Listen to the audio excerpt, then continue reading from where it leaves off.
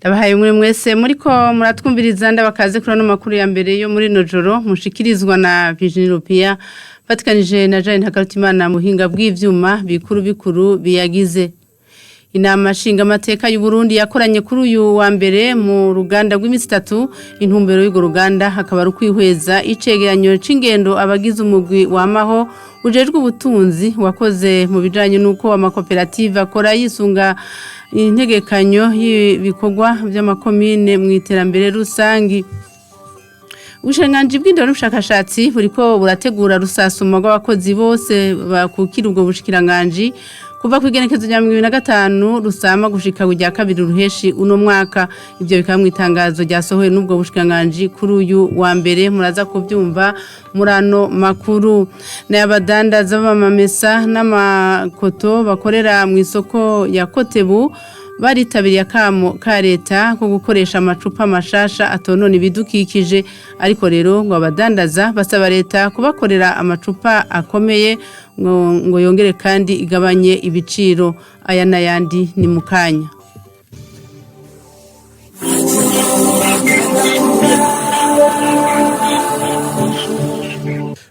Dase kwifuriza ijoro ryiza kaze kandi kuri ano makuru. Uko mwari mwejeje kuvyumva inama nshinga mateka y'u Burundi yakoranye kuri uyu wa mbere mu ruganda rw'imisi 3 intumbero y'ugo ruganda hakaba rukwihweza icegeranyo c'ingendo abagize umugwi w'amahujejwe ubutunzi wakoze mu bijanye nuko amakoperative akora yisunga integekanyo y'ibikorwa by'amakoperative mu iterambere rusangi. Inama nshinga mateka igazoca rifatira kugene amakoperative akora kugira ngo itange intumbero y'ingene amakoperative yokoresha amafaranga ategekanijwe umwaka wa 2023 n'umwaka wa 2024. Ni nkuru tubaza mugenzi wacu Anosiate Ndayizigiye. Mwijambo yashikirije ryo kugurura ibikorwa by'iyo nama umukuru w'inama nshinga mateka Gerard Daniel Ndabirabe yamenyesheje ko kwiga ibiri mu ico cegeranyo ari ubutumwa bw'inama nshinga mateka bwo gukurikiranira hafi imigambi ya leta irangurira bene gihugu no gutereraho hose bikenewe kugira ngo imigambi ya leta igende neza. Akaba yamenyesheje ko amakoperative ariyo shingiro y'iterambere rya komine ari naco gituma amakoperative yoshigikirwa mu mpande zose. Afashe ijambo kugira sigure ibiri muri ico cegeranyo bakoze umushinga mateka Nestor Ntahuntuye arongoye umugwi w'amaho w'abashinga mateka ujeje kwiga ibibazo by'ubutunzi yamenyesheje ko mu rugendo bakoze mu makomine basanze amakoperative afise ingorane zibabuza gukora bisunze integuro y'imigambi y'iterambere mu makomine, ari naco catumye uyo mugwi utegura integuro fatiro canke integuro karorero amakomine yose yo kwisunga mu gutunganya imigambi y'iterambere y'umwaka uza w'ibihumbi 2023 ushira ibihumbi 2024. Nestor Ntahuntuye akamenyesha ko hamwe iyo nteguro karorero yo kurikizwa uko bayiteguye hoba akarusho kadasanzwe mu iterambere ry'amakomine kuko hokoreshwa ubuhinga bwa none bwo guhanahana amakuru bugatuma buri gikorwa cyose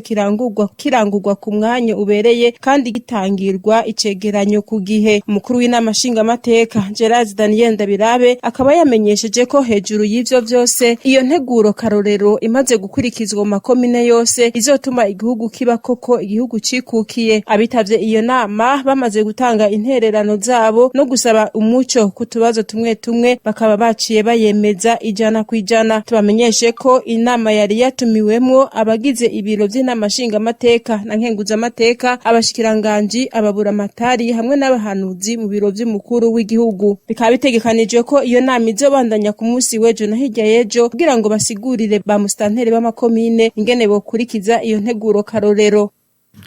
Anosiate Ndayizigiye urakenuye mu bijanye n'indero. Ubushikiranganji bw'indero n'ubushakashatsi buriko burategura rusasuma rw'abakozi bose bakukira ubwo bushikiranganji kuva ku igenekezo rya 2025 rusama gushika rya kabiri ruheshi uno mwaka. Ivyo bikaba biri mu itangazo ryasohowe n'ubwo bushikiranganji kuri uyu wa mbere.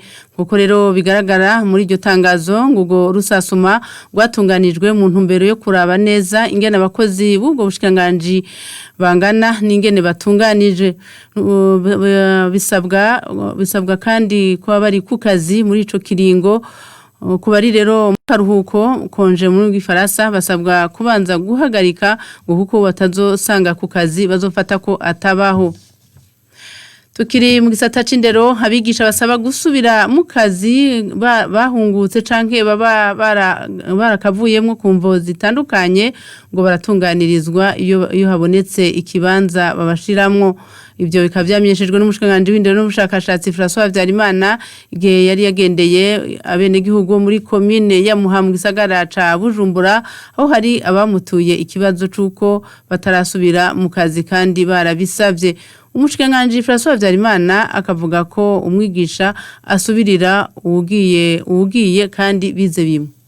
Ico nagomba kubanza kumenyesha nuko iyo umuntu cyane cyane umwigisha avuye ku kazi kumvo yicangiriya yaba yahunze cyangwa yashikiwe n'ikindi kintu birababaje n'ivyo ariko mugabo mu gisata c'indero ishure ntitugireka bigumidafise umwigisha uwo mwigisha aca asubirizwa ni ukuvuga yuko asubirijwe ca gihe uhungukiye ntiduca tumuhagarika ngo wewe hagarika akazi ngo wa undi wari warasubiriye aratahutse. Ivyo mu mategeko agenga akazi ibikorwa ari naco gituma tugerageza uko dushoboye kose kugira ngo abahungutse tubatunganirize. Kumbure ngira ngo mwebwe ntimuratunganirizwa ariko ndazi yuko hari abatari bake tumaze gutunganiriza ariko tukabatunganiriza buhoro buhoro iyo hagiye haraboneka ikibanza kuko kugira ngo tubatunganirize turindira yuko haboneka ikibanza. Tumaze mbere imisi tubiganira mu bushinganje tuvuga tuti izi remplacement ziba tubanze kuraba abo bakeneye amareintegration ariko rero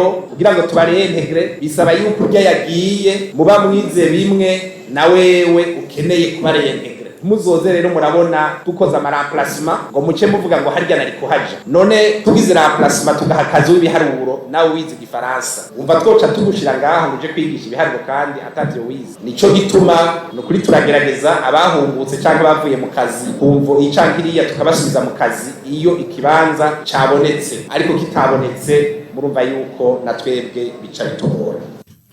Tukiri mu gisata c'indero ikigo cigisha imyuga Don Bosco yo mu Buterere ngo kirahurumbirwa cane n'ugwaruka ariko naho biruko wigitigire c'abigeme kiracari gito cane ugereranije n'abahungu. Ivyo bikaba byavuzwe n'umuyobozi ajerwe ubuhinga Nahimana Jeanne Pomisen mu gihe muri ico kigo hari hatunganijwe igikorwa co guhimiriza ugwaruka guhurumbira imyuga. Agasaba abajejwe indero guhera ku bajejwe indero mu makomine ko bagendera kugira ngo bamenye ingorane bafise. Ino nkuru tubibaze mugenzi wacu Juvenal Barenga.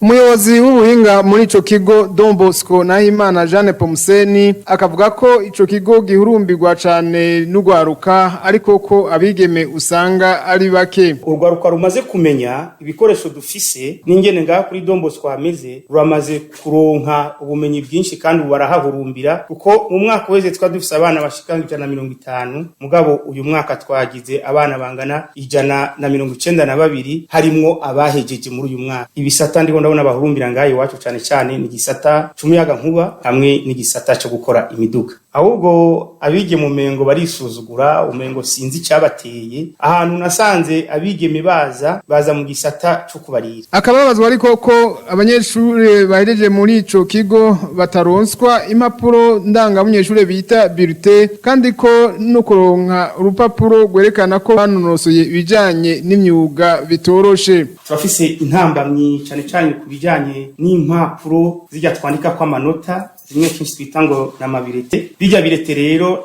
mu mashure y'imyuga aya twita ama centre de formation professionnelle ibyo birete nta bihari. Twese ntavyo dufise na birete nkoresha niyo niyarangije ndagenda ndayereka muri direction technique baranyemerera bati iyo ubura yikoresha mugabo uri kuraraba cyo ni kibazo gikomeye kuko muri brasserie twarigeze kurungika y'abana batubwira ati genda mubwire bajya abana babahe amabilite tuyarabireka. Ayo mabilite rero byace bidutera ikibazo turayabura ariko twakoza yiwacu cyo bakoze muri brasserie ko batubwira ati ko abandi kuri ETS bazana amabilite ameze ukuntu asa mwebwe byagenze gute ko tubona mu kigobe bazana vy'iwabo namwe mukazana ivy'iwanyu tuvuga tuti nta birete iriho kanuni. Kamundu Ingrid umwe mu banyeshure bahahejeje agashima ko bahigiye umwuga wo gushona akababazwa ariko ko bataronkejwe urupapuro rw'umutsindo gutyo bikabatera ingorane iyo bagiye gusaba akazi kuko barura basaba ntibaruronke. Birafasha kuko mwiva ngaha ku ishure narasohotse hanze ariko ndabanza kubura akamashini nkoresha ndakabuze ndasatira ndondera ubuzima kugira ndaye ko noronka amahera kugura akamashini mu nyuma narakarose ubu rero ndikorera utwanje ndose uturaka ndakora hama nkaronka ngene nigurira agasabuni twize ngaho imyaka 3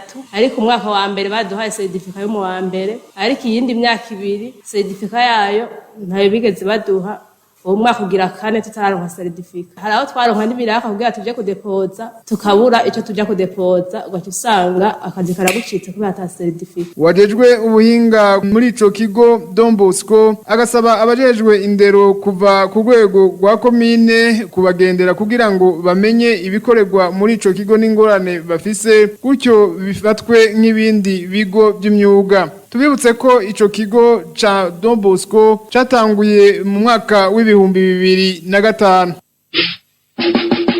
Umukozi wa leta wese ategereza kwerekana ico yakoze. Ubu mwaka nzokara ndababwiye. Kuva mu kwindwi bahora bavuga ngo ndakara nzokara. Abadashaka gukora batuviremwo. Twebwe twikorere twe dushaka gukora. Mugabe ibinebwe turavyasa. Bazokwanga kubikora basange nabikoze. Ko babaye ibinebwe ari je muca mubaza sivyo agira muja kubaza ngo directeur general ngo neva ntaca tumariye ibaze yacumuye je ndara ntaryamye nkora na wundi ari iryamiye ibereye mu kabare bagaca bavuga ngo ni neva taca amaze nanje uwo muntu yankwegeye muzonyagiriza namwagira iki. Isaha imwe y'ijoro irenze ku minota 45 hano muri studio turandanya n'amakuru twabateguriye abadandaza babamesa n'amakoto bakorera ku isoko ya Kote mu gisagara ca Bujumbura baritabiriye akamo leta ko gukoresha amacupa mashasha atonona ibidukikije ariko rero abadandaza basaba leta kubakorera amacupa akomeye yongera ibaganirize ibiciro by'ayo macupa ngo kuko bayagura azimvye bigatuma bakora bahomba. Ino nkuru tubibaze mugenzi wacu Tereza Habonimana. Aho twaciye ku isoko ya Kotebu twasanze abadandaza bamamesa n'amakoto baritabira akamo ka leta ko gukoresha amacupa mashasha ariko naho biruko abo twaganiriye bavuze ko aya macupa mashasha abagura kuronka nayo abayabazaniye bagaca bayagurisha azimvye ivyo bigatuma atanyungu baronka kuko n'amavuta asanzwe azimvye. Ibikinju byasubiriye byahora ntibiboneka neza kubera biri ahantu hagoye kugenda. Ivyo bikinju biri hepfo kwa Siyoni kubera tabisi zije uva nka Kotebu bisaba yuko ufata taxi ugiye kugura ibikinju ukafata taxi umva ni ikintu gikomeye cyane. Rero ababiturosa babizanayo n'abagendayo n'amaguru bakabizana ariko kumva nk'umuntu ashobora kuba agura ibikinju 10 cyakurira ngaha mu isoko babitembereza ku mafaranga 600. Amafaranga 600 ku gikinju n'amafaranga menshi cyane uravye inyungu y'amakoto canke amamesi. Iyo ngingo leta yazanye yo gushira muri ibyo bicupa bita ngo ezagene baraciriye kuko abakiri ubwa mbere ntabwo babitahura neza baravyanka mugabo bamaze kubona habayisekeza kubatari bwumva iyo ngingo ngo bayikurikize twebwe twamaze kuyikurikiza bamwe baragikunda mugabo rero nka twebwe umudandaza intambamye dufise kirazimvye kuko ari kuri izine kirangurwa 5 uwagishitse kuri izine kugitorayo acashira kwijana canke 200 amavuta y'ubarazimvye bidigo 130 bacukuramo ibikinju 18 kimwe sensa n'umutayi w'amamesa usanga uguyeyo. Ikindi abo badandaza bavuga ngo nuko aya macupa adakomeye baganije nayo bahora bakoresha ivyo bigatuma iyo riguye hasi ririmo amavuta bace bahombera. Ibi bikinju nta bukomezi na bukenya bifise kiguye hasi uri kuragiye umukiriya kikanyerera kiba kimenetse no kuvuga tubifitiyemo ubuhombe bwishi kubera ko no gufundikirika iyo uri kuragifundikira kuragifyondeka cyane usanga yu amakota acaguma simba maze gusimbagurika rero usanga ibido kubera ivamwe ibikinju 13 ashoboye kuvamwo 12 n'inusu aho rero ubuhombe bwa bwamaze kwinjira. Abo badandaza basaba leta ko yabakorera amacupa akomeye ikongereka bagabaniza ibiciro vyayo. Turifuza yuko bodukorera ibikinju bikomeye n'imiburiburi bimeze nk'ibikinju nyene yavyamazi yakinju kuko byo birakomeye bakadukorera ibitandukanye ni kandi bakanabipunguza ibeyi kuko ibeyi biriko birasiganya igikinju misi n'ivyo bahora bakoramwo ibindi ntikirigera kigurwa mu mahera ibe ni ndende cyane twosaba leta ko dupunguriza ivyo biciro. Leta tuyisaba yuko yo tugabaniriza ibiciro uburyo n'ugiye kukisanga kuri izine atatucira amahera avuna. Ivyo biruko mu gihe ikigo kijeje kugenzura ubuziranenge bw'ibidandazwa BBN giherutse kugira isekeza ryo kuraba kwiyo ngingo yakurikije mu masoko. Taheze Habonimana tugushimiye inkuru ya nyuma y'amakuru imico n'akaranga by'u Burundi ngo biriko birasubira inyuma bivanye n'ubuhinga bwa none ivyo vyemezwa n'urongo ikigo Sebilac Sebastiano Ntahongendera akaba rero yabishikirije mu ndwi iheze mu gihe bifatikanya n'amakungu mu gihimbaza umunsi mpuzamakungu hariwe igitabu akavuga ko abavyeyi batagifata umwanya wo kuganira n'abana agatera kamo ko uwo mugenzo mwiza wosubira ukurikizwa. Mu bigo dufise harimo bicurarangisho kavukire ugiye kuraba rero imico n'akaranga muri rusangi naho nyene hari hagahatse birakwiye gusubira kwijukirwa uko iby'imico n'akaranga muri no minsi twumva data wanje ngo turi muri no si yabaye nk'agacimbiri usanga bigoye bya bindi twahora tuzi twebwe tugendera twumva ko ari byo nyene mico y'u Burundi nka ya mashure twahora twiga muhira kuko yaje amashure yarakomeye ibyo bamwe bise ngo école familiale du soir hamwe ku mugoroba babafasha bavuza inanga bakatita bakavuga imigani bakababwira uko Burundi bwabayeho kera nuko abantu bende kuvuga indangagaciro bigaca ngaho ubu ibyo byose mu gishure nta ririho ubu hari WhatsApp hari bindi kandi urumva nta muntu yogira ngo bigwanya ubu ntibikunda niho tugeze mugabo birakwiye yuko ivyo bintu umuntu yobyara bivanganya akaraba hari inanga nigeze kuvuza yitwa intore n'intobo ugacagura hari intore agacagura hari intobo naho byose ubibona mugabo biva mu mahanga byose si vyiza turetse ibyo mu Burundi tuvuga tuti tugiye mu majambere twijuka ivyo bintu gusa usanga ari ngorane kandi iyo ngorane murabona irahari birakwiye navyo nyene kwihwezwa. Ni hano tuce dusoza n'amakuru twe twabateguriye reka ndabashimire cyane mwe mwadukurikiye kuva agitangura shimire kandi na Gerard Ntakarutimana yari mu buhinga bw'ivyuma kuri console hamwe no kuri kamera ano makuru mwashikijwe na Virginie Upia nkabifuriza ijoro ryiza murarahajyana.